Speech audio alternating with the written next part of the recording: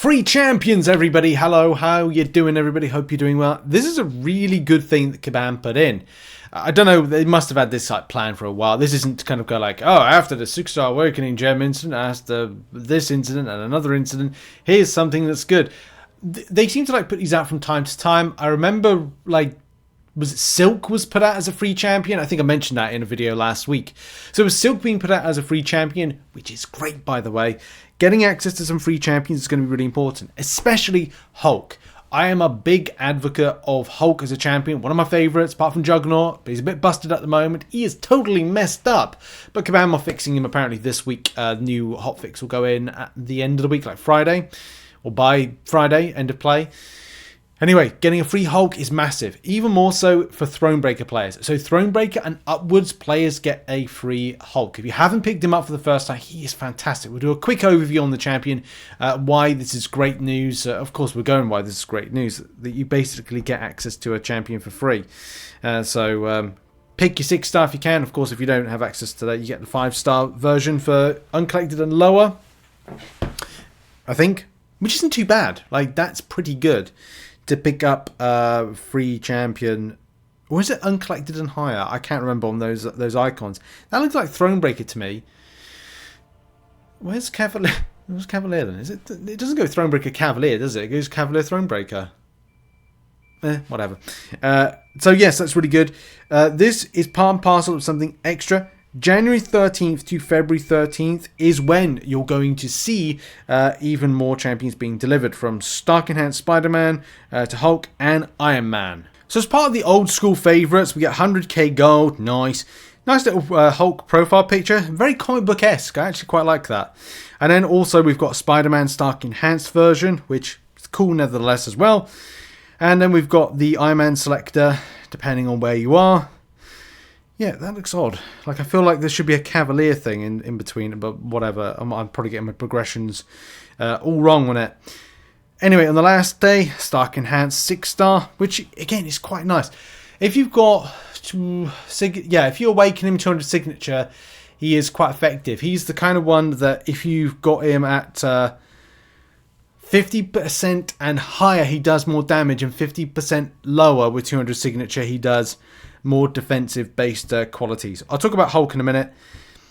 Iron Man, fantastic, right? Iron Man has been a great asset to use in raids, depending on the occasion. I don't know if he's going to be totally brilliant for the upcoming Deathless ones. So the OG Iron Man is pretty good. Of the three, my favourites are Hulk, Iron Man, and then at the bottom is Stark Enhanced Spider-Man. Nothing against that, it's just that I think... Do I have the 6-star version of Spider-Man? I don't know if he's that readily available for a lot of people. He might actually not be. I mean, he's right there for me, so I have picked him up at least once, but I think that was kind of like a difficult one to do. And he's not awakened, because with all this stuff going on with awakening gems, at least you're like, okay, well... He's not really something I prioritize any kind of like awakening gem for. I definitely used to use him a lot when it came to the 5-star version. So I'm just going to like grab that a second. Yeah, I've got him here at 200 signature as a 5-star. And yes, like when above 50%, Spider-Man's debuffs last 2 seconds longer.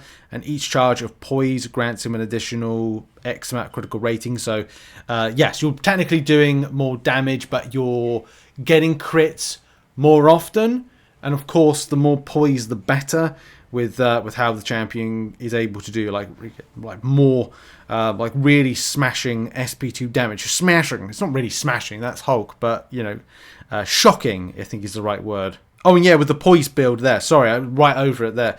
The more poise you have, the more attack rating you have. Nice. But it's all about the ramp, that's the main thing. Just trying to build up those poise. The more poise you have, the more damage you can do, theoretically. Which is handy if you stay in a block. Well, actually no, maybe not in a block. You kind of like let your abilities, kind of like the evade ability, trickle in to try to like do some damage. So you have to kind of at least rely on that, and don't go below that threshold of, what is it, like 50%. But you can see there, we've already kind of got to 7 poise right there. I should have used like a higher hit pool fight, but I'm in a quest at the moment. Either way, got to 10, boom, big damage, and blast. Like SP2 may be the way to do it. Double-edged liquid courage mask, which is not exactly helpful because, let's face it, you'll want to throw SP2s. unless you want an SP3 rotation, which only looks to counter like evade abilities, so I guess it's a thing if you wanted to rotate around and use recoil masteries. Oh, and if I remember rightly, wasn't there a Karina's challenge attached to this?